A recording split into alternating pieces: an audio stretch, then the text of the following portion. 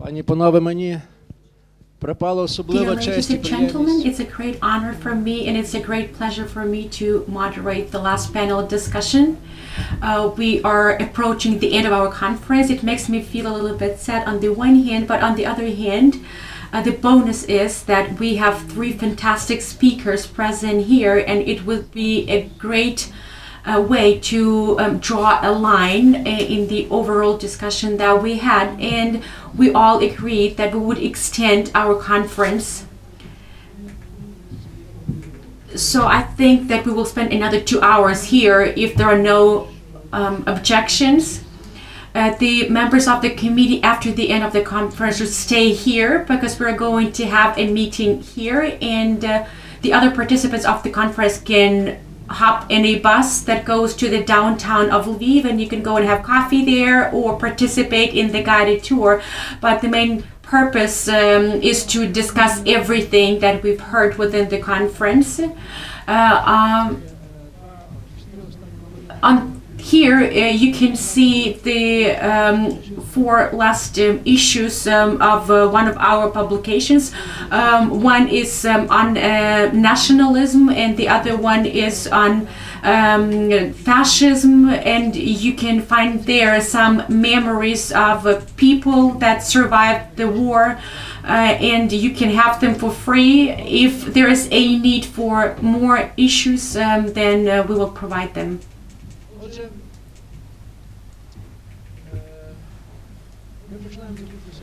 We are about to start the final panel discussion, and I suggest that each speaker is allocated about 20 minutes for some concluding remarks, and we will start in the order. I think that Mark will be the first one. Mark von Hagen will be the first one.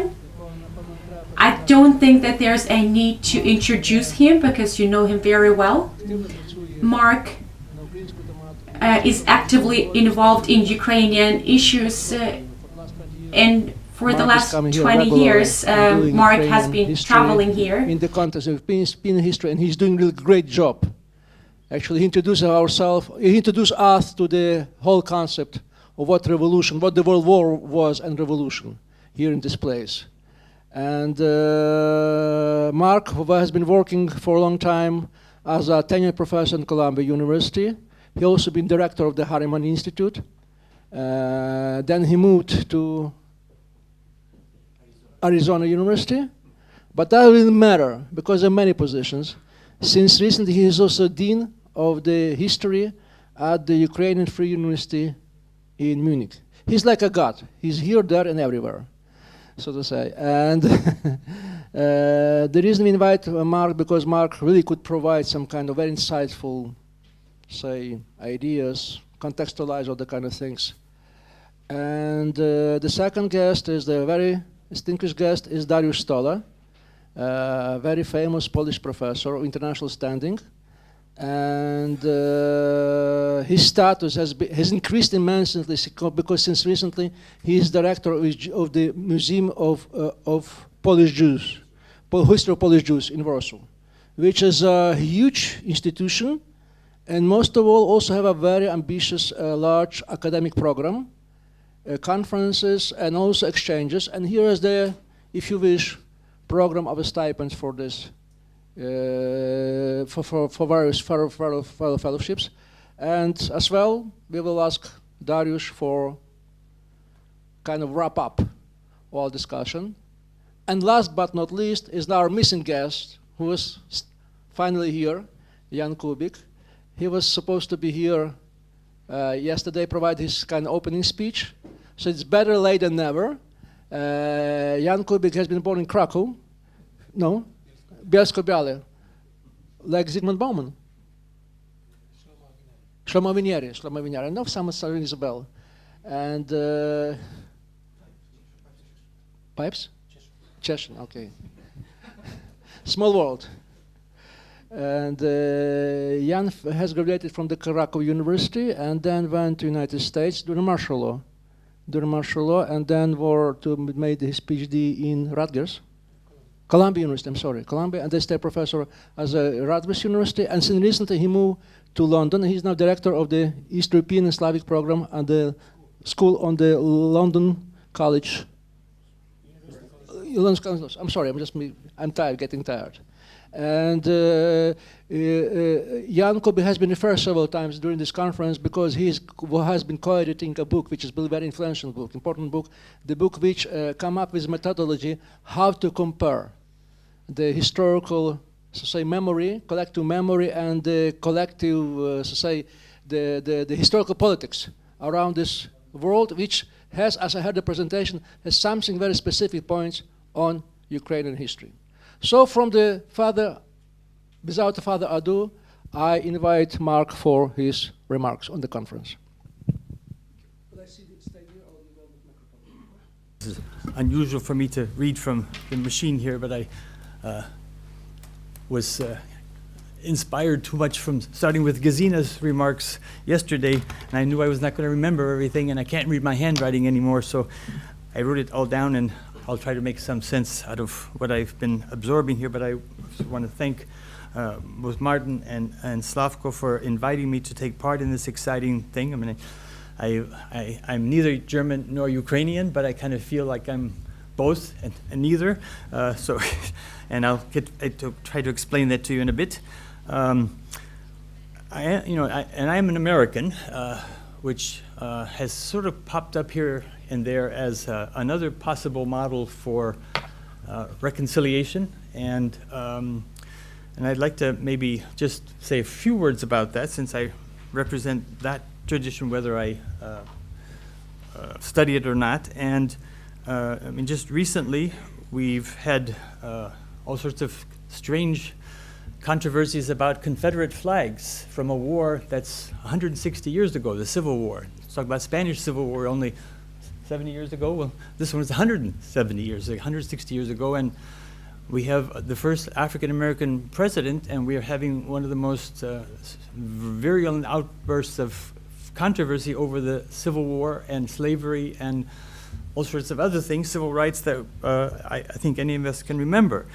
I live now in Arizona, where another sort of human rights issue is related to history is the genocide of Native Americans. We have the largest probably number of reservations in any state in Arizona, and we have a special assistant to the president of the university for Native American affairs. So it's very much part of our lives and part of our history, and part of how I think I've come to understand human rights these days. So the other thing about the American model of reconciliation, if there is such a thing, is it tends to get imposed on people in post-conflict resolutions, because America is an imperial great power today, and for better or for worse, we have a lot of influence on how things are decided, or at least how we want them to be decided. They don't always turn out the way we decide. In fact, they rarely do. But I think the American model of reconciliation is one that also needs a bit of reflection, since Ukraine is now falling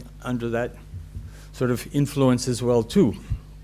And again, although I am an American, a lot of the discussion the last 2 days is part of my family history, on my mother's side particularly, tied to Germany and Austria. My mother was born in Vienna in 1924, lived through the Anschluss and through the Nazi dictatorship, returned to Vienna in 1944 and lived under the Soviet dictatorship of the occupation zone, where she met my father, who was an American counterintelligence officer in the American occupation zone.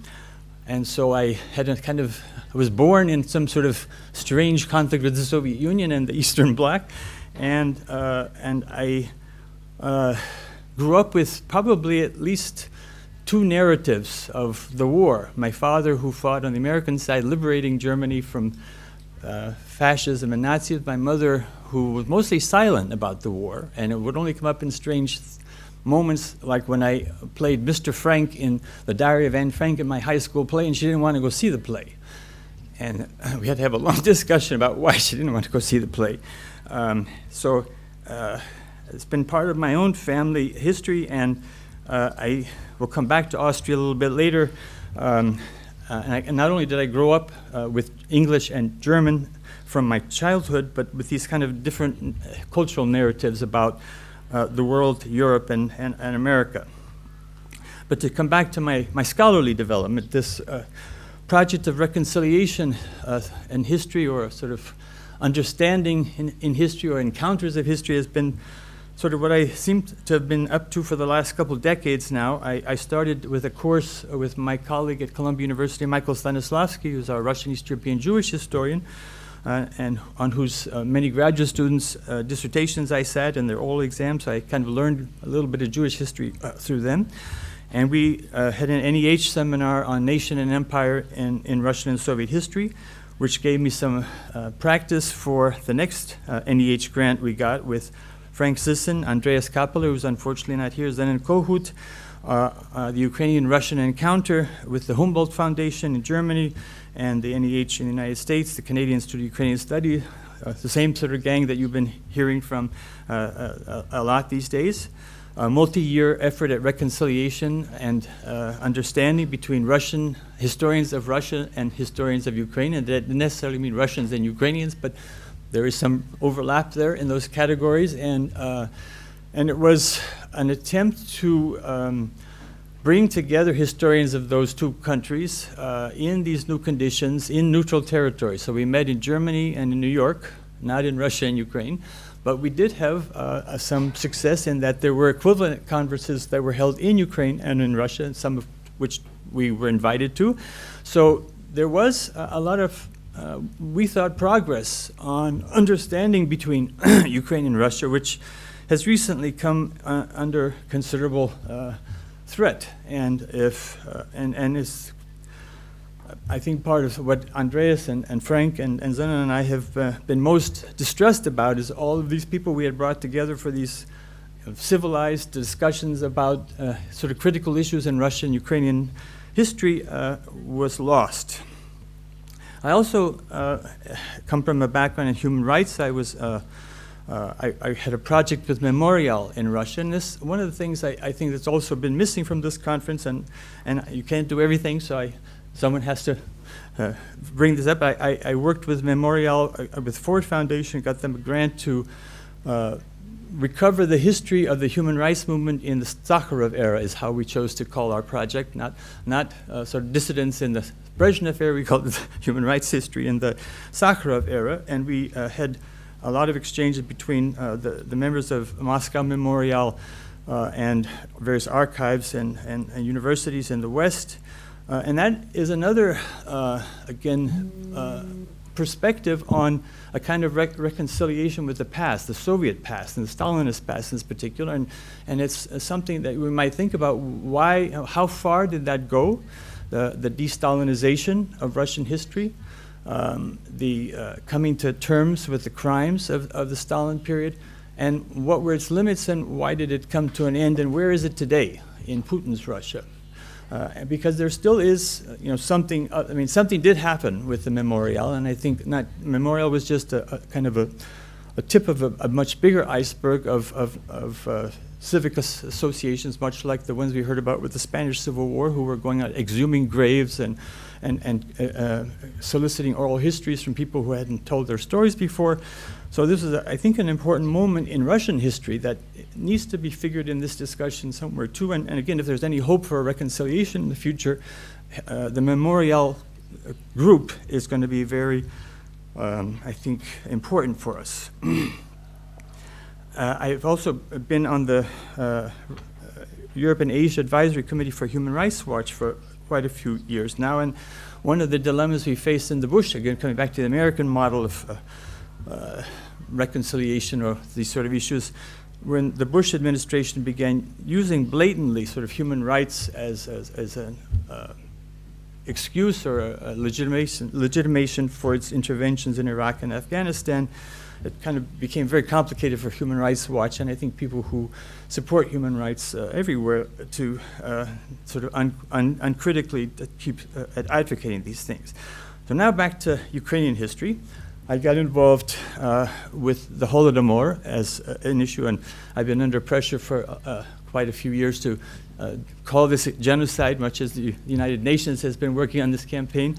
And I started by being solicited by the New York Times a few years ago to review the journalism of Walter Duranty, who, as many of you may know, denied the famine in 1932-33 in his reporting from the New York Times. He won a Pulitzer Prize, nonetheless, for his reporting, and the Ukrainian community in America and Canada has long sort of demanded that the New York Times renounce his Pulitzer Prize and the Pulitzer Prize Committee review it.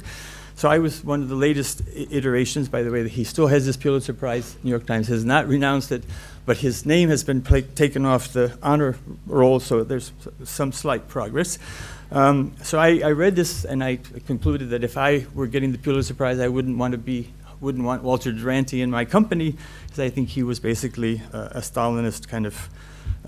He just read Stalinist propaganda and statistics and didn't much ever question it. And other reporters who had opportunities similar to his, who were under the same censorship threats and the same threats of being expelled, were more honest, and more importantly, they were honest when they came back home. Duranty never admitted, even in his memoir after he came back home, what he knew. We only knew that through some sort of British embassy documents that were leaked. Okay, so I was in Berlin, 1991, teaching, and I was able to see the sort of East and West conflict. I had an East German student in my class, which is mostly West Germans, and he eventually left Berlin to get a degree in England, Andreas Umland, and because he couldn't take the oppression of his Wessi colleagues that year in Berlin.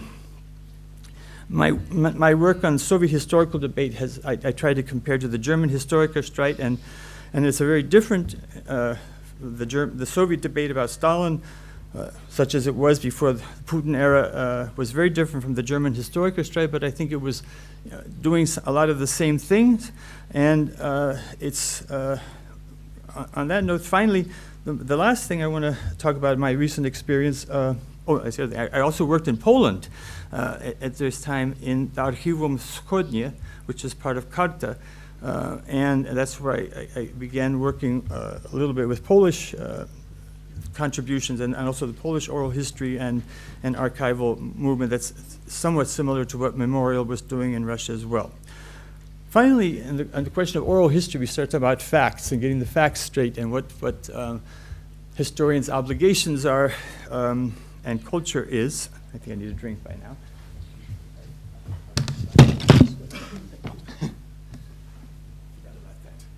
I've been working with American veterans recently, student veterans at ARSU,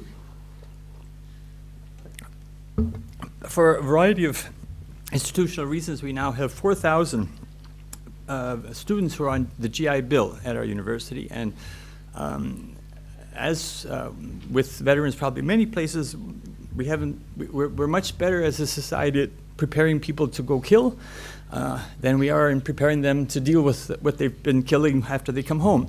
So our office is partly to help the transition, but it's also become a place where military culture and civilian culture in an academic setting try to understand each other. And I try to also use the office as a way of reminding students that we're at war and what being at war means, and you can't just sort of forget about it and go shopping, as one president once said. That this is part of that. And so I've been doing a lot of oral history, and again, there's a lot of silences that veterans have about the war and their experiences. There's a lot of traumas they have that are sort of infamous now, and there's a lot of stigmas that sort of shape those traumas. But oral histories, when veterans are ready to tell their stories, are very, very revealing. Again, not about so much the facts, but how veterans made sense of the facts as they saw them. And if they read something about the war that informs them, I mean, we don't care. That's okay, because they're processing facts, and that's what historians do all the time, and people do that as well. So I've become a very big fan of oral history. I realize it has limits.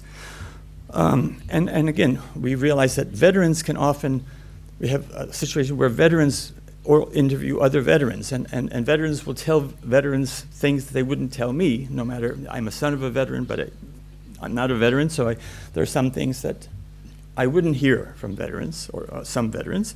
And again, veterans may tell different stories at different stages in their lives, and that's fine too. And that's, I think, part of kind of an ongoing confronting your past and making sense of your past, which I think is sort of what we're talking about here too. But it's a never-ending process, and we started approaching that, I think, the last couple talks. One sort of final thing I want to bring up about Ukraine, because we talked about all sorts of variations of reconciliation processes and why Ukraine might be compared to Greece at some moment, or Spain at some moment, other things at other moment. I'd like to talk about Belarus, and through Belarus come back to Austria. And there's something we talk about in Ukraine. Why does it make a difference, this sort of pluralism debate and opening it up for all kinds of whatever is out there, and whether the state should take a role?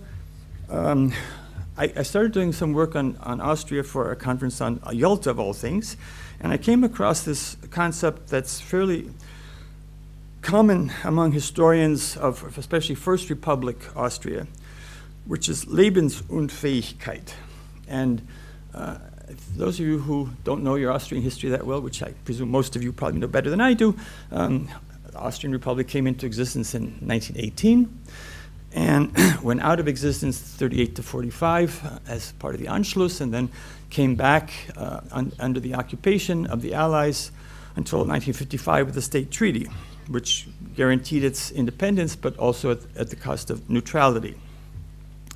So one of the themes of the historians of the First Republic is that because of Austria's post-imperial statehood, a great part of its elites believed that Austria was unviable as an economy, and because of its challenging geography, and this sort of serves as an excuse for the persistence of German imperial ideas and what I call the Anschluss complex. If you know, when Austria declared its independence from Austria-Hungary in 1918, it had a clause in there calling for Anschluss with Germany. The Allies forbade that, and so again, coming back to, I think someone said that the liberation in 1945 was a liberation and a defeat. Similarly, the Allies delivered to Austria a ban on Anschluss, but it didn't completely go away. As late as 1938, when the real Anschluss happened, Karl Renner, of all people, a social democrat, who had called for Anschluss in sort of conditions of social democracy, that a social democratic Austria would naturally annex itself to a social democratic Germany. Well, in 1938, there was no longer a social democratic Germany, there was a Nazi Germany. Karl Renner still, for some reason which I have not been able to find with any historian, was still advocating Anschluss with that Germany. And again, it took, I think, 7 years of German occupation of Austria, again, followed by an Allied forcing on Austria the conditions that it would not ever entertain notions of Anschluss again, and it would be neutral in the end by 1955. So that was the conclusion. So what I say is that I think Ukraine has an Anschluss problem too, and a Lebensunfähigkeit problem. Among its elites, certainly, and I think among historians too. Because Ukraine is of relatively recent existence in its modern form, 1917, 1918, and it went out of business really quickly. It has reappeared in 1991, and again, 25 years is more than it's had for a long time, so that's good. But it's, again, there's a sense that it could go away again. And I think a lot of the sort of anxiety that we hear coming from Ukrainian historians about all these nice models of pluralism and democracy comes from that sense that it could go away again with Comrade Putin over there, not believing that Ukraine exists, and I think he's doing what he can to make it not exist. So that's something that I think separates Austria and Ukraine from the Spanish Civil War, because Spain existed before, it still exists. I mean, I don't think there was a question that was going to go out of business. Maybe there was. I'll ask the Spanish historians to tell me whether they felt that Spain was going to go out of business. Also, in the case of Germany, I mean, yes, Germany was divided. Yes, Germany was defeated, but Germany didn't disappear. Poland has disappeared. So that, I mean, Poland, I think, is a closer example. Belarus has disappeared, and Belarus is even more perceived in this Lebensunfähigkeit category, I would say, because it has an even lesser perceived national identity and national consensus. So I guess, I think I'm probably running close to my time. We learned that dictatorships have different legacies, that they therefore require different reconciliation processes, that there's only so much Ukraine can learn from any of the examples we've heard about. But I think that one of the things we've learned is that the successful reconciliations, as far as we understand and agree on what they are, came as a kind of joint project, a joint authorship project. Would have to be Ukrainians themselves, elites and civil society, but also neighboring countries and their elites and civil societies, institutions, whether that's the EU, and whatever condition it's in, or some other body. Ukraine, like other sort of states of this condition, and I'm not calling them lebensunfähig, but I'm calling them weaker powers in a system of greater powers, who often determine their fates more than they like. They either have to find alliances or well, they have to find alliances of some sort with like-minded powers to approach their common challenges. And again, Russia is a challenge that I think has brought together Poland. One of my students in the Ukrainian Free University last year asked me, when I was teaching a course on the Ukrainian Revolution, which I date 14 to 21, says, so what's changed in the last 100 years that I should want to move back home to Ukraine? And I said, well, that's a hard question. I said, Poland is your friend. Poland is Ukraine's friend, like it wasn't 100 years ago. Russia, unfortunately, is still not a friend. But again, I think Russia's not being a friend has made Poland, Lithuania, Romania more likely to understand the importance of Ukraine and to support Ukraine than has been the case before, if there's any room for optimism. I mean, Gesine reminded us that we should leave on an optimistic note, and I'm not sure this is going to be optimistic, but again, to say that I think Ukraine will reconcile itself with help from outside, but it needs that help, and it needs its own sort of effort as well. And we've seen the variety of ways that nations have succeeded or failed at reconciliation, so there's no package that we should look for but and learn from. And then I finally want to end with something Gayatri Spivak told me about what makes history and humanities sort of more attractive to her, and I think probably to me, than the social sciences, looking for regularities and statistical means and all those sorts of things, that we learn from the singular and the unverifiable, and that's okay with us. And I think the case of Ukraine and historical reconciliation is one of those singular and unverifiable things that we just need to keep on struggling and trying what works. And I think, as Slavko told us today, it's not that state policies don't make any difference. They certainly do make a difference to schooling, but they don't determine outcomes. They rely on many other things in democratic societies, at least. So thank you. Thank you so much, Mark. Dariusz, may I ask you?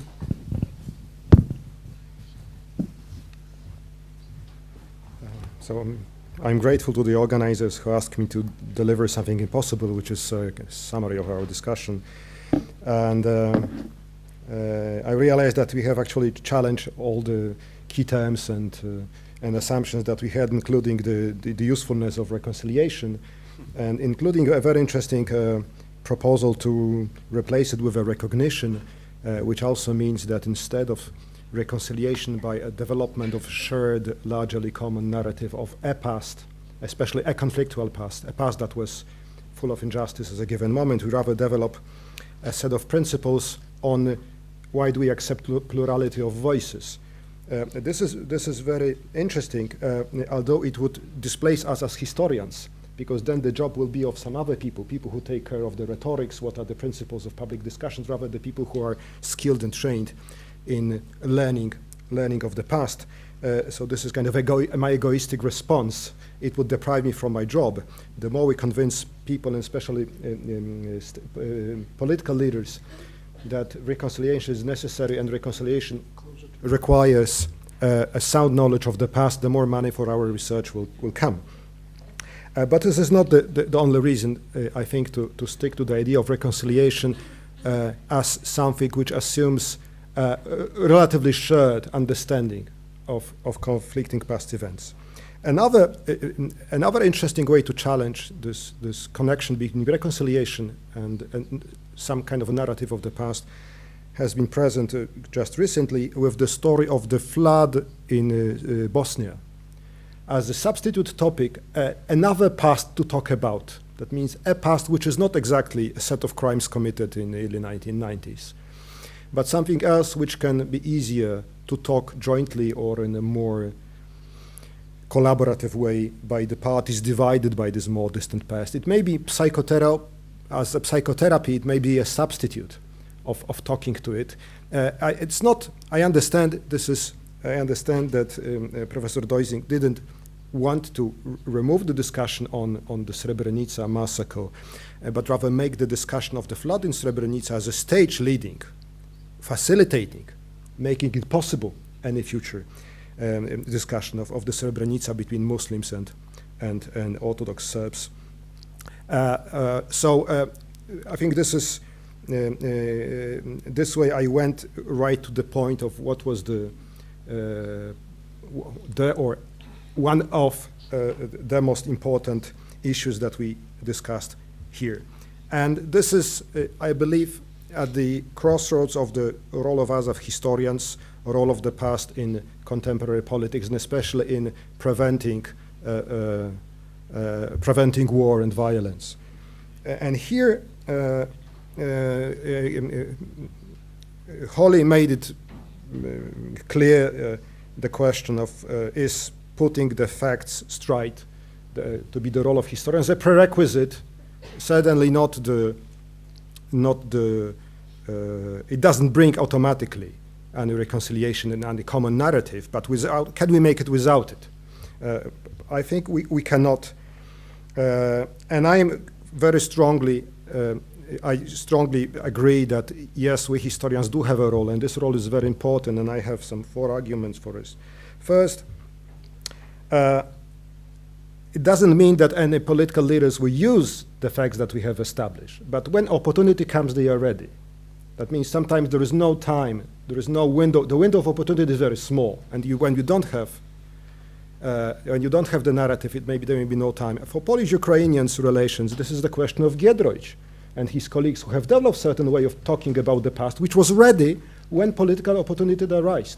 So without Grait, which they did a completely futile job back in the 1950s thinking about it, but 50 years later, it proved to be very useful. So this is the first argument to do it. Second, sometimes it's very difficult to establish the truth or any truth, but it's much easier to establish what is false.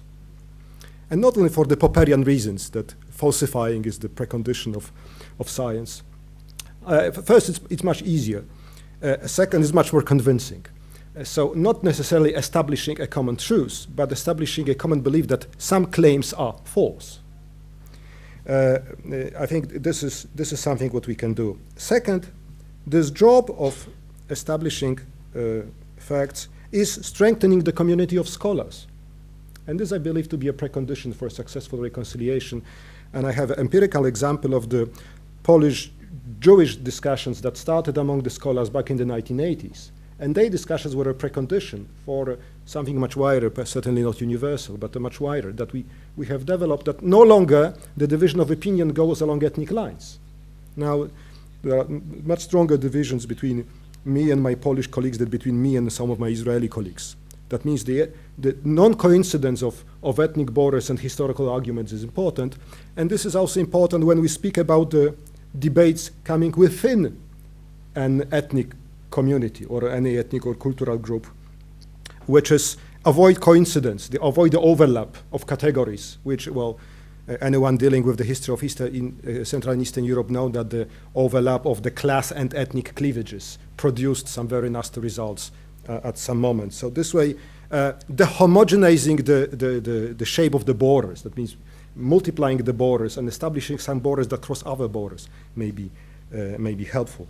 Third, sometimes it's good to make scholars debate a past even for the politicians. And in Polish case, I remember we had 2 cases when politicians called historians to interview.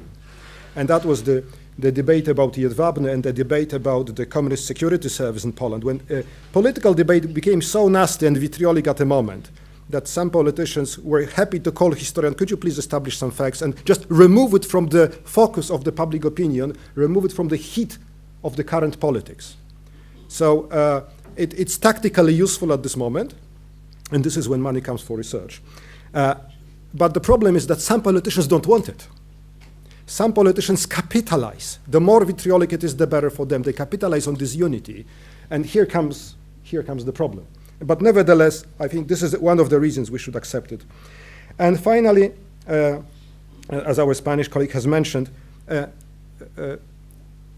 it's good to make even very positivistic history, positivistic narratives of the past, because knowledge of the past has many more uses than just judgment of some past events.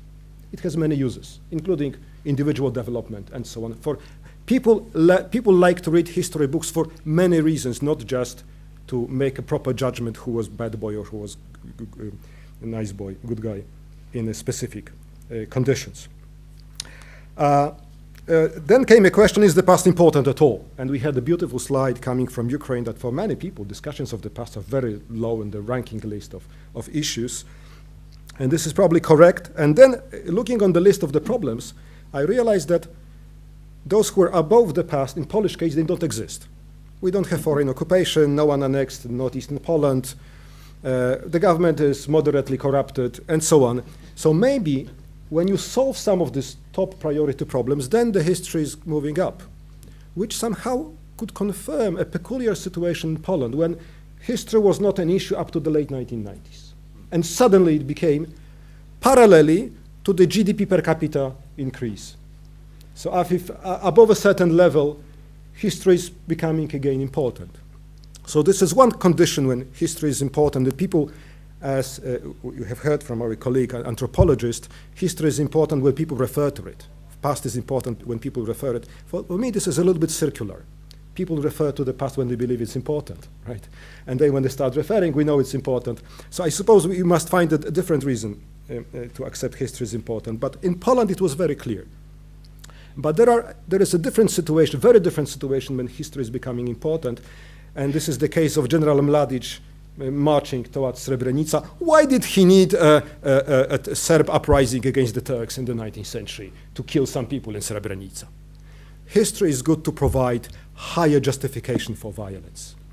And I think this is the other extreme moment when the conflict is on, emotions are high, and they require some justification. And in this case, having bad narrative of the past may be conducive to the spread of violence. So in this situation, we have mnemonic warriors, to use Jan Kubik term, which Oksana called back for us. They are allies of the real warriors. Real warriors need mnemonic warriors, and both love war. Watching Polish mnemonic warriors, and we have warriors in several battles, they just love war, and they are very disappointed when the war ends. Any ceasefire, any temporary treuga dei at the level of the historical politics fronts very greatly disappoints them, and they express it. So I suppose they love war for the pleasure of war. In Russian, they call it romantika wojny, right? You have this high adrenaline situation when you, as a public historian, and the more you are public, the less you are historian, probably in this case. Not always, but in this case. So this leads me to the to the question of the plurality or shared narratives of the past and the role of historians. I would say that this opposition to pluralist, mnemonic pluralists, I think it's okay. Mnemonic pluralists are not mnemonic warriors. They assume that there is a variety, there is a diversity of narratives of the past, but they are not necessarily builders. Among the pluralists, I will select a group of builders and people who you may be opportunistic, you may don't care what are the narratives of the past, and that was probably the case of Ukrainian leaders back in the 1990s. What I believe is important is the principled, people who out of principle were pluralists in this moment. And principle requires something. In particular, it requires exclusion. Okay? There is no totally inclusive principled person. You must exclude something, which Gesine Schwan was skeptical about speaking about recent upsurge of hostile comments in Poland about Germany. And your ideal was to bring together even very opposite voices and to show that they may share something even when they don't see it. Yes, I like this idea very much, but I suppose still the act of exclusion is not only necessary not to blur completely, to preserve the principles, the rules of the civilized discussion, as Professor Hagen has said. It's also a founding act for those who want to defend them.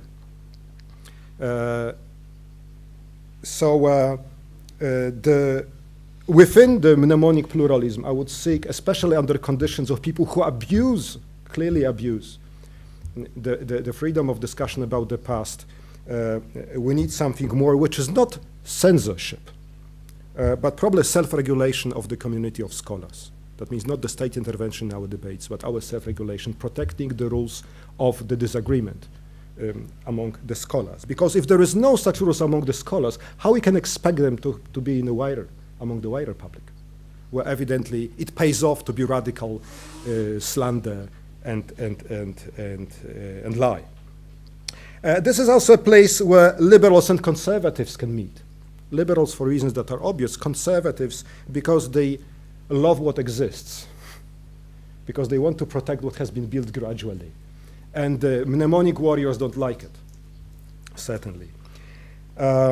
So I would call for, not for opportunist centrist of the Ukraine kind of the 1990s, but the principled centrist who want to build it. Then in this ongoing debate,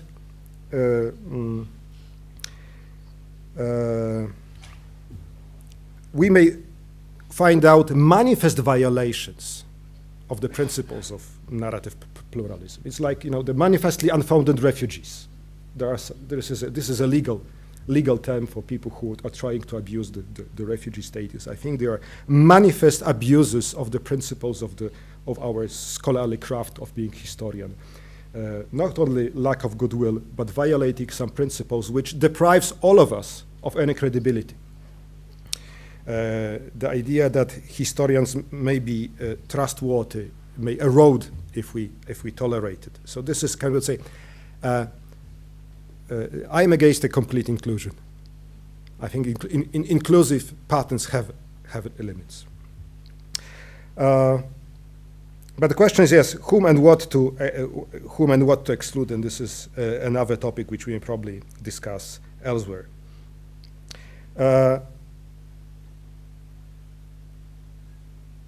Here we can come back to this example of the flood in Srebrenica, that when it's very difficult to find out, if not narratives, find out people who are ready to develop shared narratives.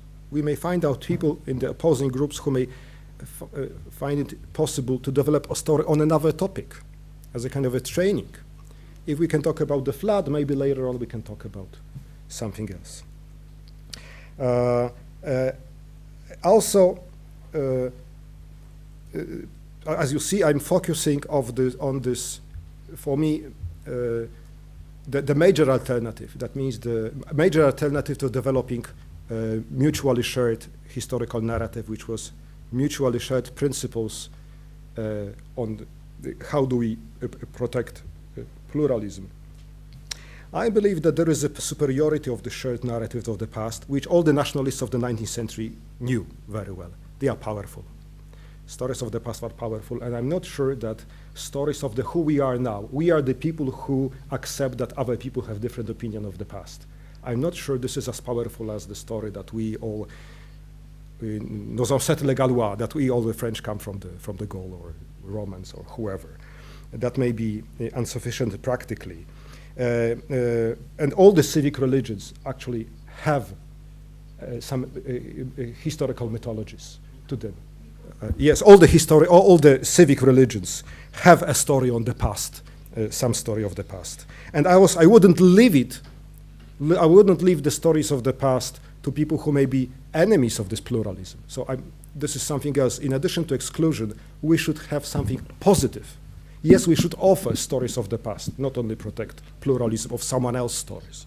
So this is another job we can do. We've been talking about possible models, and first, are there any models? Or maybe we have just the Sonderwerk, German, Spanish, Polish, Hungarian, and other. Are they just cases? Well, if there are cases of something. So I suppose, yes, we may have some models, and let me use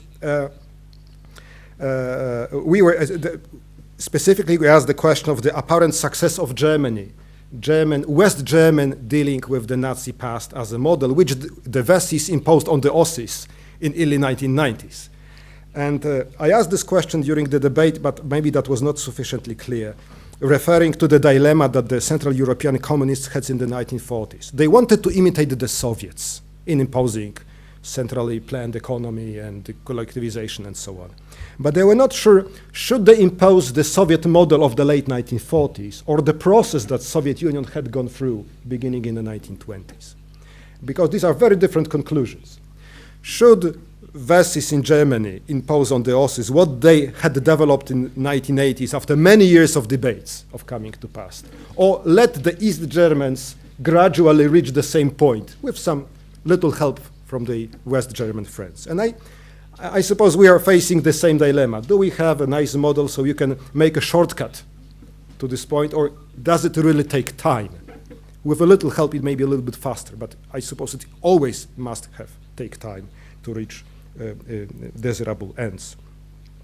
Let me give you one example about that comparative history is useful, something which struck me when Professor Casanova mentioned the role of the Spanish army. When Spain could not engage into radical judgment of the past injustice because the army was Frankist. And then I realized that there were only a few armies among the few post-communist states that radically changed the armies.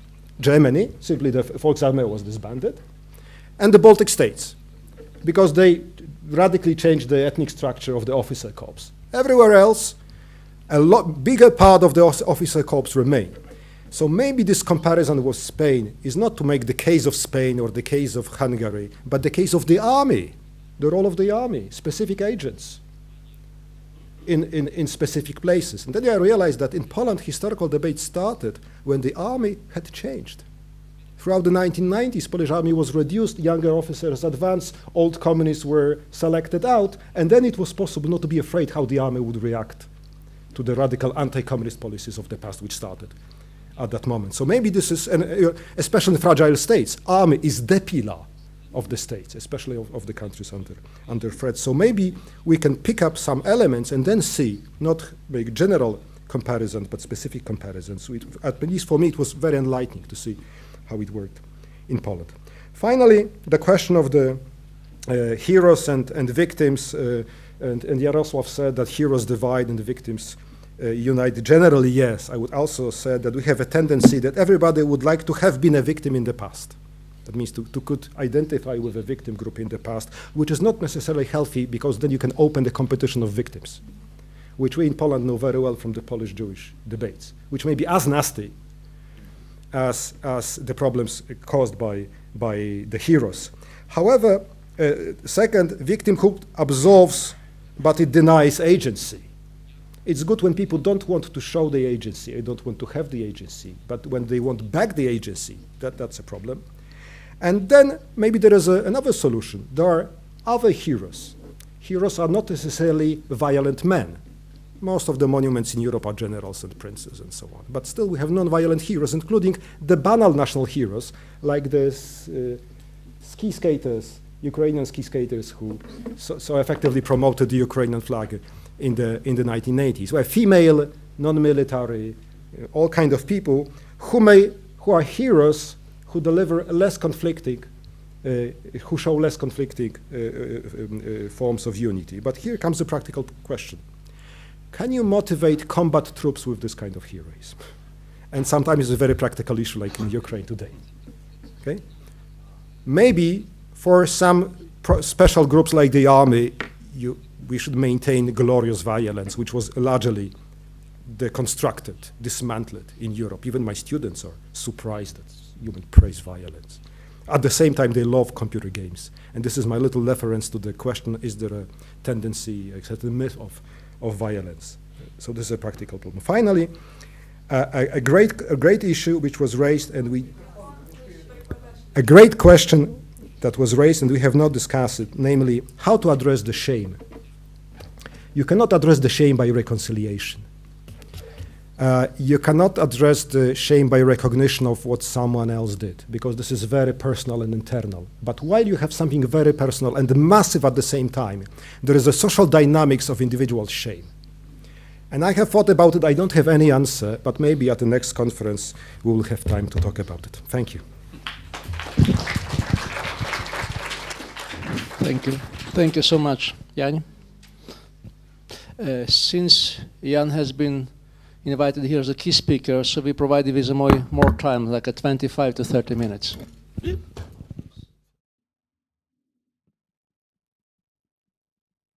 Okay, well, thank you, and I apologize for delivering the opening speech at the end.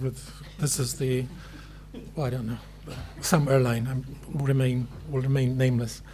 But I had a good time in one hotel near the airport in Kiev, thinking about all of you and missing you terribly, but here it is.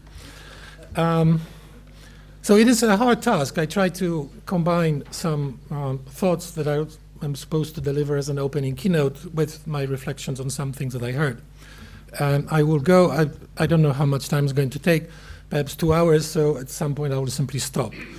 But thank you very much for what I've heard today. Is tremendous and already changed again a few things in my own analysis and thinking.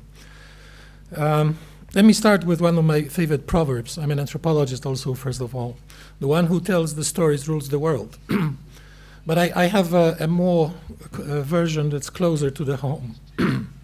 The production of souls is more important than the production of tanks. And therefore, I raise my glass to you, writers, the engineers of the human soul. It's a famous quote from one of our favorite persons from the region.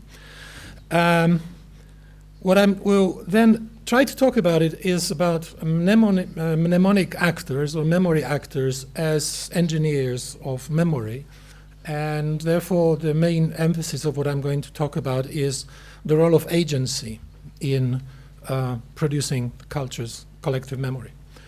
So just a few basic remarks, and this is very central on this slide. The contest over the shape of collective memory, related obviously to the engineering of souls, are at the heart of politics because they engage two central issues of any political community: construction of collective identity and struggle for the legitimacy of power, and particularly the establishment of the principles on which power may be tried to be justified.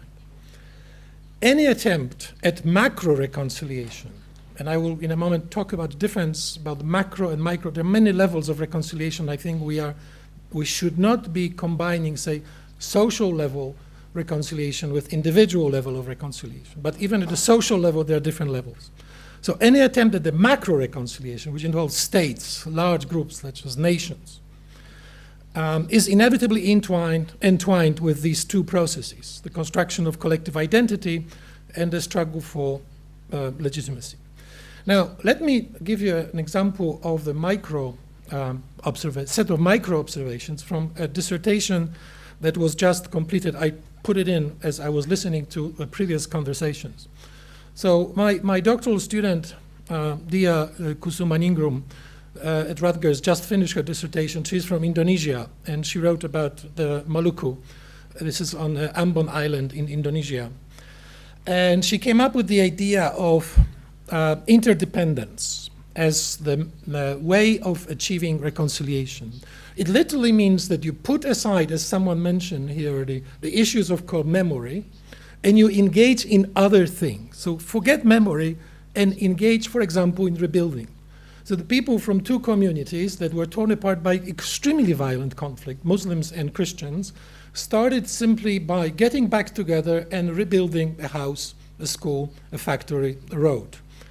As they started doing this, other agents of reconciliation, such as priests or imams, got involved, and the process, as she eventually concluded, was based on three basic factors. The successful, so far, you never know how it's going to end, how it's going to go in 10 years. One was the provocateur narrative. So the idea was that there were people, and it's often many people who observe ethnic conflicts notice that people from the outside come and often play a role of agitators. They're not the only ones to be blamed, but it often happens. So in this case, and I think Dariusz mentioned that, there was sort of a displacement of guilt, at least temporarily. It was not just us, those were the others. So we can, at least for a moment, suspend the sort of soul searching about our own guilt.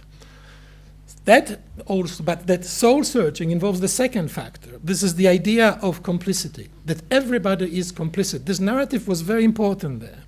The people who were engaged in this process were telling people, look, you are not clean. You were also involved in something. So stop blaming the others. You know, this thing about the culture of victimhood. We're all kind of dirty, to some degree at least. So let's put it aside a little bit and let's start looking to the future. And third, and it was also mentioned, that's why I found it so striking here, was the cultivation of memories of the good past, not just of the bad past, but the good past. And this, they had plenty to go on, a culture of peaceful coexistence that was much longer than the culture of conflict, or the periods of coexistence which were much longer than the periods of conflict. And this is how it went, right? And she observed this rather successful process so far.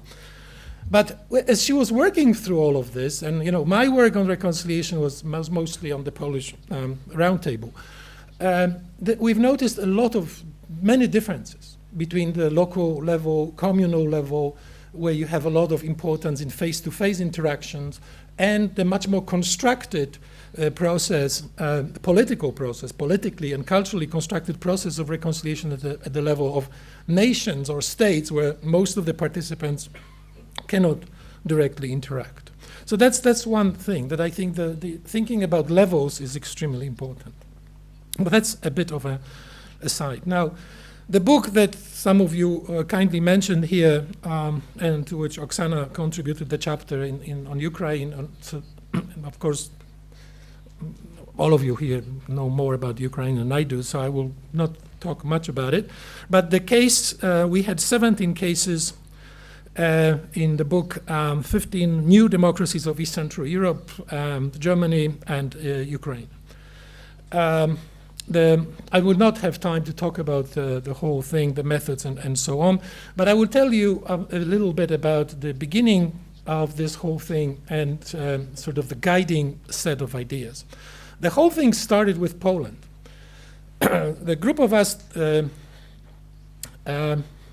2009, as the 20th anniversary of the fall of communism was happening, to our astonishment, started observing the celebrations in Poland, right? And, you know, some of you may recognize the actors, Prime Minister Mazowiecki, the first independent prime minister after the 40s in the post-communist countries, Lech Wałęsa at the center, of course, Lech Kaczyński, the deceased president. All of them are there, if you put it like that on this panel. Except that in reality, during those few days of celebrations, they were never in a single place together. They were celebrating independently, and then we started digging into that, studying that, and there were five major, there were others, 5 major separate celebrations. Then when we started digging into the narratives, we discovered 5 narratives, interpretations of the Round Table. So this is a mess, right? And it is in the country in which you could say, well, look, if there's anybody in Eastern Europe who has a fantastic symbolic capital to use, it is Poland. This is solidarity. It's the fantastic myth. You can sell everything using the myth of solidarity. Soap, cars, whatever you want. Just do it right? It will work. No, the country, as the state, was not able to do it because they couldn't agree on what it was, really, and what happened. So you have a cultural and political polarization among what you might call post-anti-communist elites, right? The people who were kind of restrained a little bit in all of this were actual ex-communists.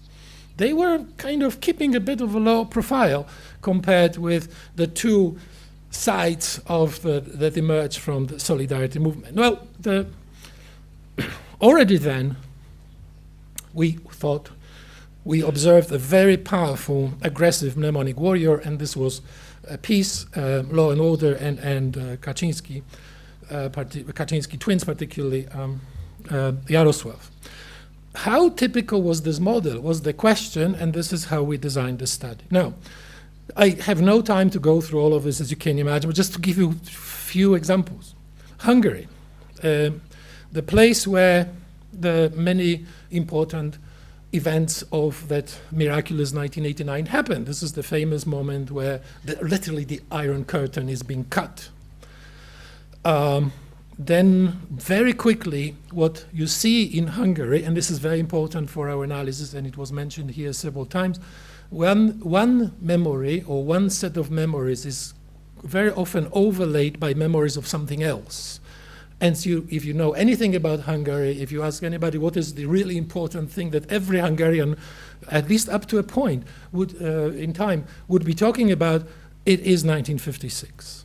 So 1956 becomes a very important element in the celebration or celebrations of 1989.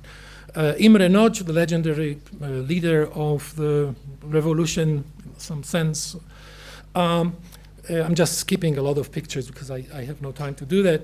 But what already happened, so now we are in 2009, what happens is that, if you recall, in 2006, after the election, the then Prime Minister of Hungary from Social Democracy, who they just won the election, he said, we were lying. We won the election, but we were lying in order to win. We misrepresented, actually, the state of the public finances. This is really, in my mind, 2006, that moment, this is certainly the end of the left in Hungary and its kind of popularity and support, and this is the beginning of the rise of the Orban phenomenon. And you have this poster produced by Fidesz kind of sweeping away the red dirt or red garbage, right? Which is related to the Memorial of 56. This poster plays a role in 2009 and kind of reinforces that interpretation, how to understand the 89. Orban in 2009 already says, in 89 really not much happened. You know, those communists and those kind of lefty oppositionists who are not really true Hungarians, I'm really pushing it a little bit, you know, they kind of colluded, and this revolution needs to be finished. This is exactly the same language, by the way, that Kaczynski is using in Poland, has been using already in, I think, 1991. I found the first time when he was talking about the fact that the revolution needs to be finished. So he worked on it 24 or 5 years, and now he is in the position to finish the revolution. And God save Poland, because this is, who knows what's going to happen after they're finished with the revolution. But in Hungary, deep shadow of 1956, and Fidesz emerges as the mnemonic warrior, and this is clearly the beginning of the rightward tilt. I mean, since 2006, but the 2009 kind of reinforces that. Just to give you a quick contrast, in one of our cases, which is one of my favorite, the Czech Republic, the celebration was peculiar. The government of Václav Klaus say, yeah, this is whatever, this strange revolution organized by the other Václav, I do not have much patience for it. This, and again, I'm paraphrasing because of the lack of time, but the essence of that, that's what it is. You know, if you remember what Klaus was saying about Havel, that's basically what it is. And the students responded. And during the celebrations, the students came to Václavský náměstí dressed as sheep. Klaus, with his usual tact, called the population sheep. And the students came to respond to their president's call, I suppose. Anyway, the celebrations in the Czech Republic were a carnival organized by the students and civil society. So there's an intriguing contrast between Czech carnival and Polish and Hungarian solemn mnemonic war. So as we started accumulating those tremendous differences, tremendous range of various kind of reactions, all of this related to one single thing, the celebration of the fall of communism on the 20th anniversary in 2009, we started developing also this analytical framework that you heard about a little bit, and I'm pretty gratified, obviously, that people find it useful. Different types of actors. We actually, in a moment, I'll show them to you. Different types of memory regimes, that is very important. And third, something that we call the granular approach. This actually is not in the book, but when I'm thinking about it, this is a good name for it. You will see, hopefully, in a moment why. But actors, so mnemonic warriors. Now, as Dariusz was talking, I realized one thing. Take, for example, a Holocaust denier, right? A Holocaust denier, it's something that, and this is this theme, this is so important. You know, is there a moment where we would say someone with specific views should not be included in any reasonable community of discourse or debate? And most of us, I suspect, would agree that the Holocaust denier should not. This is not, however, what we mean. We mean something less ethical in terms of normativity and something more analytical. A warrior is not a Holocaust denier, maybe a warrior when they say there's only one way of thinking about the Holocaust. It didn't happen. That's a warrior. If they say, well, I possess, by God's given grace or some other mechanism, the access to the truth, and everybody else is wrong. And there are people like that, and there are quite a few of them in the politics of memory. A Holocaust denier, on the other hand, who says, I do not believe that the Holocaust happened, but others may believe otherwise. That's a mnemonic pluralist, no matter how offensive this position may be to us ethically. So that's a very important distinction.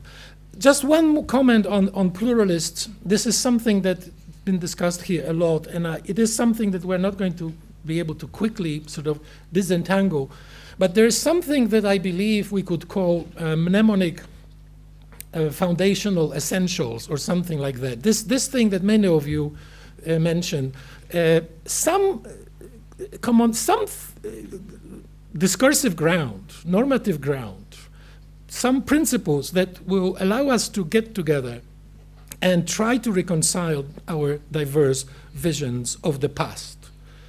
Now, someone who says there is no need for such a search for a common ground because I already have access to the truth, and that is a mnemonic warrior, is not going to participate in this game. And this is my sort of pessimistic view that, no matter how hard we will try to create this community of mutual understanding of pluralists, the warrior will never enter it. But then I was thinking, so we are doomed, kind of. Well, we are not.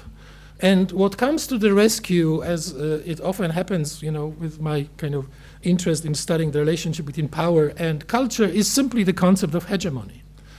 And if a hegemonic view, a dominant view in a given space, social space, is pluralist, the mnemonic warriors of the kind, say, a warrior who is also the Holocaust denier, will be simply marginalized. And there will be always all kinds of views on the margins. What is really essential is what is happening in this dominant kind of part of the given memory field. It will never be perfect, it will never be clean, but this hegemony, counter-hegemony mechanism, I think, is important. Abnegators, as it was mentioned here, those who say, in our understanding was very, in our definition was very simple. We just don't care. We don't play the game of politics, or whatever. We are interested, say, in economic issues. Perspectives were those, like some versions of socialists or communists. We are not that much interested in the past. We're looking to the future, and actually, there's quite a lot of writing about legitimacy of the communist systems as the legitimacy coming from the future. Those of us who lived through those systems a little bit at least remember it very well. Why are we living in this kind of crazy, strange situation, to put it mildly? The answer was, yeah, well, just wait, it's behind the corner, there's this paradise. We're almost there, like those little kids in the car. Are we there yet? Are we there yet? Not yet, just be patient. Well, we didn't. The whole thing collapsed before we got there. So 3 types of memory regimes: fractured, if you have at least one warrior. But okay, let me leave it at this. Pillarized, if there's no warrior, at least one pluralist. So someone says, I'm ready to open my views to others. And then unified, it's a very interesting category, very rare, where you have a situation where everybody basically believes in the same vision of the past. It is very hard to achieve, but this was exactly the task of the communist cultural system, with preventive censorship and, say, one vision of culture, socialist, realist, however you will call it. For a moment, of course, any totalitarian system tries to do that. It's very, very difficult and never succeeds, actually. But this is as close historically as we get to the situation of the unified memory regimes, where public space, whatever, as you know, preventive censorship was of a kind that doesn't exist anywhere else. Everything that was supposed to be presented to the people in the public space was censored prior to it, right? So that was the mechanism of trying to achieve a total control. It never worked perfectly, but that's historically as close as we can get. Now, how much more time do I have?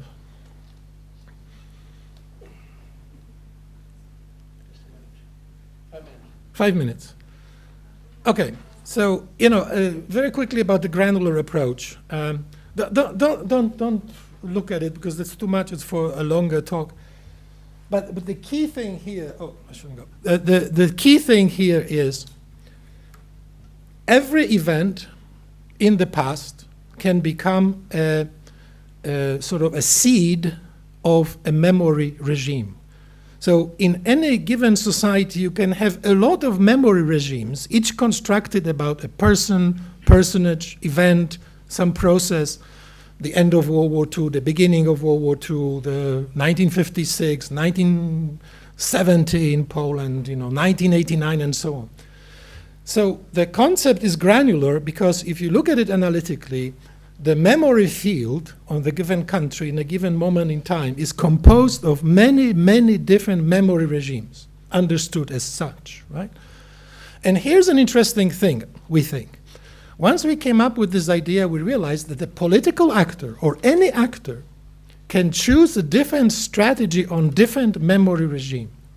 In other words, you may decide on memory regime A, I'm going to play warrior. On memory regime B, I'm going to be a pluralist. On memory regime C, I'm going to forget about it. I'm not playing. Will you be an abnegator? It makes it very complicated. It makes it very tedious to reconstruct.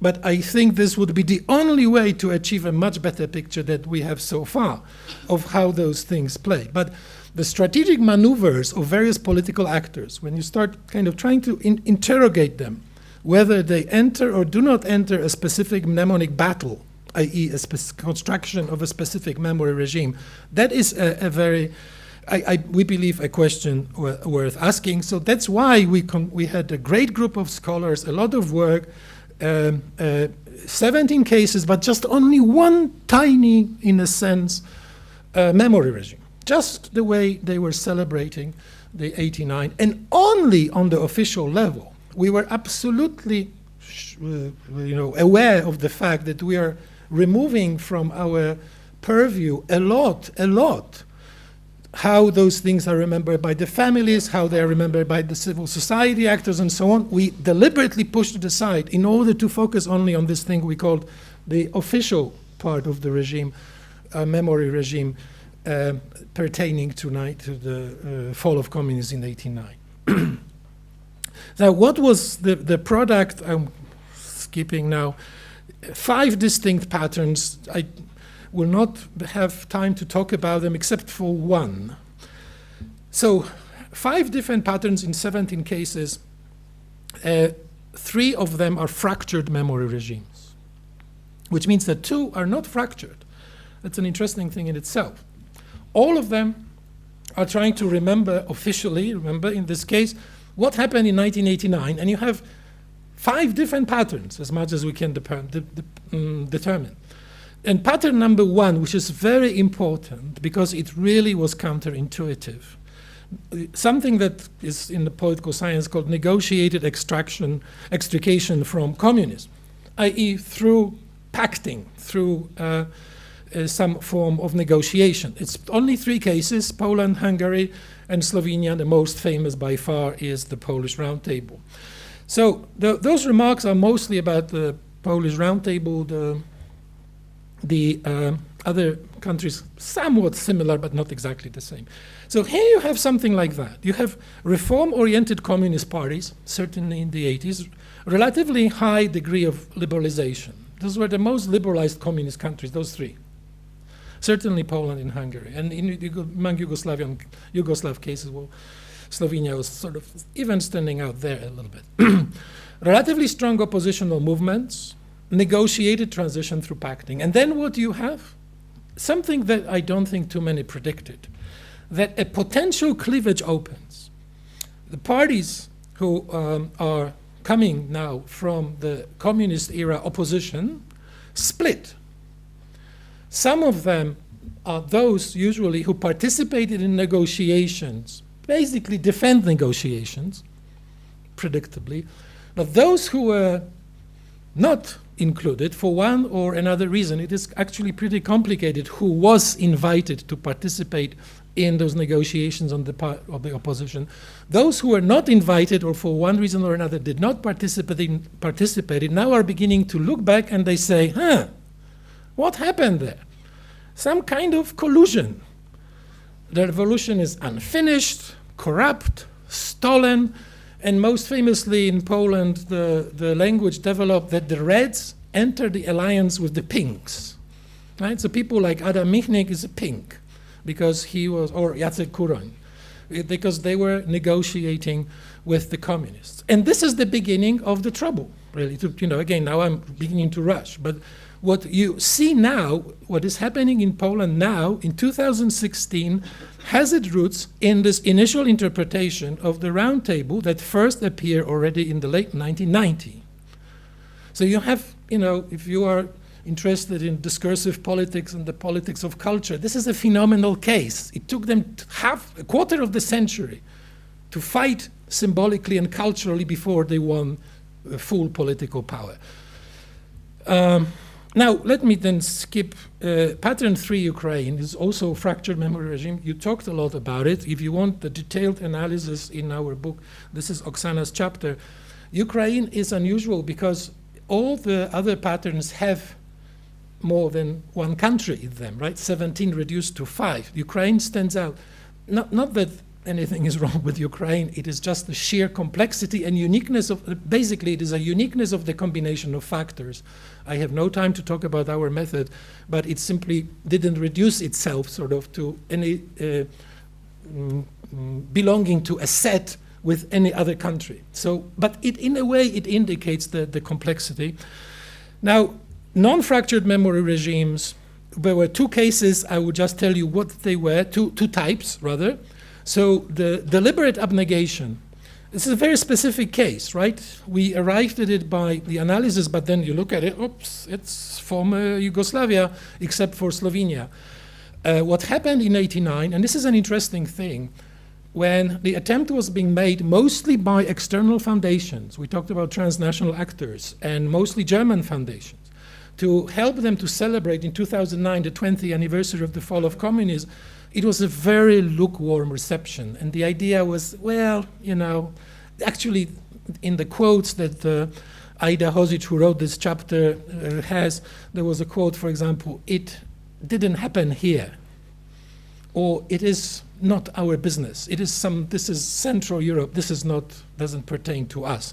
So you have deliberate abnegation, but only on this memory regime, right? The mnemonic war in the former Yugoslavia is massive, as Her's paper, for example, others was showing. But here you see there are certain, is a memory regime on which they abnegated. One possible interpretation literally is that they were too exhausted fighting other memory wars that on this one they let it go. And then the pattern two, depoliticization for completely different reasons, and I have no time to talk about it. Bulgaria, Germany, and the Czech Republic, those are the regimes in which countries in which we didn't detect any serious fracturing or serious fracturing. Now, I'm afraid I should stop. But if I can, just a minute or two. Okay, I will look at my kind of concluding thoughts that, and I will just share with you one or two. Okay, promise. Stuff in yellow, maybe, right? So, as I said, extrication from reform state socialism via negotiation was expected to engender moderation. At least I was expecting that, right? They managed to sit down, discuss things, negotiated the exit from communism. That was kind of perhaps boding well for the future cooperation, collaboration. No, it didn't happen, right? So the politics of memory kicked in, as someone mentioned here earlier, after some time. It didn't happen right away, although there were clear signs that some people like Kaczynski were getting ready for it, but they gained traction only around mid-2000s, roughly. So quite some time. The key thing is that mnemonic actors, whom we can call engineers of collective memory, and their strategies, this is the last point, are more decisive than structural situational factors. In other words, people have freedom, or political actors have freedom to interpret the past and act according to this interpretation. Which takes me, maybe I will not dwell and go through the rest of it, but perhaps the most important point is that the behavior of the political elites, in our conclusion is absolutely the most important factor. The field of memory politics is extremely complex. It has many different regimes in this granular approach. Different actors enter different wars. People remember things collectively, differently at different levels. It is different in the family, different in the community, different at the state official level. But all of this, of course, is there. And someone mentioned it already earlier. The most important factor is the way the elites will enter this field. If they are hell-bent on fighting a mnemonic war, you will get the war. The final point is this. Is this then the decisive factor in the progress of consolidation of democracy? And again, it was already mentioned here not once. No. There are many factors, and the economic situation, I didn't have time to talk about how some of those issues translate into the perception of inequality and the issues of social justice and so on. But it is one of those factors which are important, one of the important factors. Now, we ended the book, and until a few months ago, each talk I was giving about the situation in Poland or Central Europe, I would say, yeah, well, Hungary is gone now from whatever liberal democracy to majoritarian democracy, and some people already say even autocracy. It ain't gonna happen in Poland. I was saying, ain't gonna happen in Poland, as the Americans say, right? Why? Because there's such a strong system of institutions already. It is going relatively well. It is the most successful, by many accounts, country that emerged from communism, and it happened. And part of that success is that they initially started the mnemonic war, fought it for about a quarter of the century, and it helped them to win power. Thank you.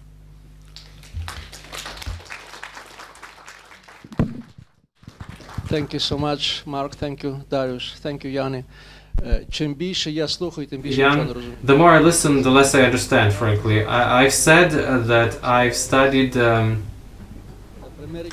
I've done reconciliation, both as a historian and as a practitioner, and I'm happy I didn't know this 20 years ago when we were starting to deal with reconciliation, because it turns out we were doing reconciliation wrong, and whether reconciliation is possible. I'm losing my head. I don't know if you can still keep track of this, but what I understood out of this is that historical memory and attempts to overcome it has a certain logic that can be analyzed and even compared, and with conclusions drawn. Those conclusions might not be the same, but their logic is there. The thing that's just impressed me the most, that just registered in my head, is that you could say that there isn't parallel time. We live at different times, and the Ukrainian situation, just like Mark said at the beginning, it's more like interwar Austria, although we would perhaps say interwar Poland very much. So we have our Donbass, our eastern territories, and so if this is the correct guess, then when is the starting point of reconciliation? When do we start? Holly was talking about you need facts first, right? The primacy of facts, and once you have facts, then it comes to reconciliation. We see a different model. I don't know what to do here. Maybe it's a good model that you have to ask new questions here, but what I suggest is perhaps, let me start this way. Are there questions for the three presenters? Yes, there are. Okay, yes, Holly. There's a question from Holly. Thank you. First of all, I really enjoyed these presentations. I'd like to ask a question really to all three panelists on this subject of pluralism, because it seems as though there's one possibility that we haven't considered, and that is that pluralism has in our time become itself a weapon. If you consider, there's been some articles and also a book published recently on the way that Putin handles information, and it's not about creating a single version. It's not by using censorship per se. It's flooding the market of ideas with alternative versions of reality, such that it's impossible to tell where the real reality is, and that pluralism itself has become a weapon wielded. And what are we to do? First of all, A, do you agree that this works, that it's being done? And B, what is one to do with pluralism when this is one of its possible uses? My other question is for Jan Kubik. I found your presentation at once extremely stimulating and also very frustrating. And the frustrating part of it was that it seemed as though people were locked into structures based on something that they absolutely could not have controlled.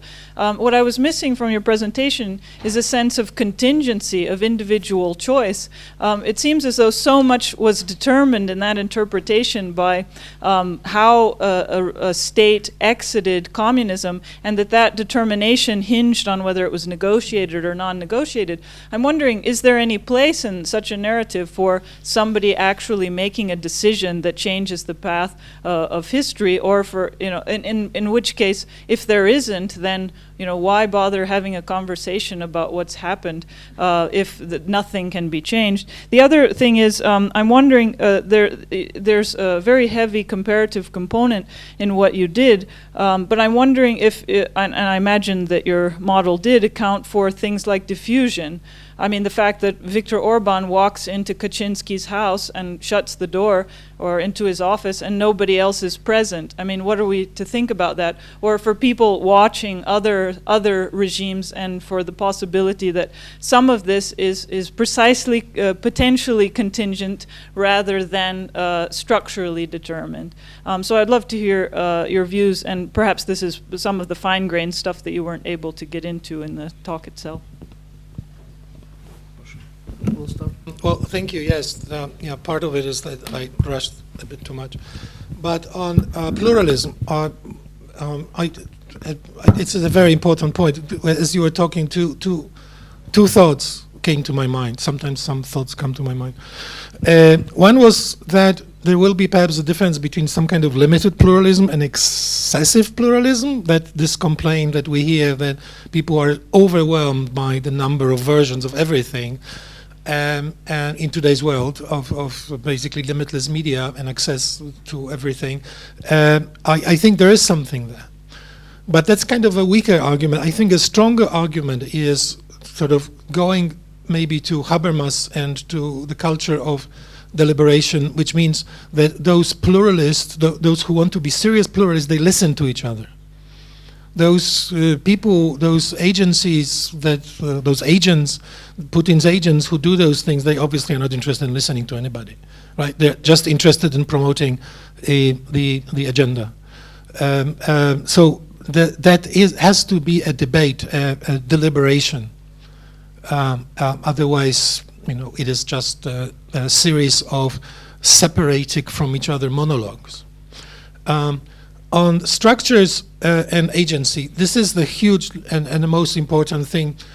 And I guess I screwed up the presentation because I said that the agency is most important, and you are telling me that you came out of my presentation with the thinking that structure is most important, and that's my fault, I'm pretty sure.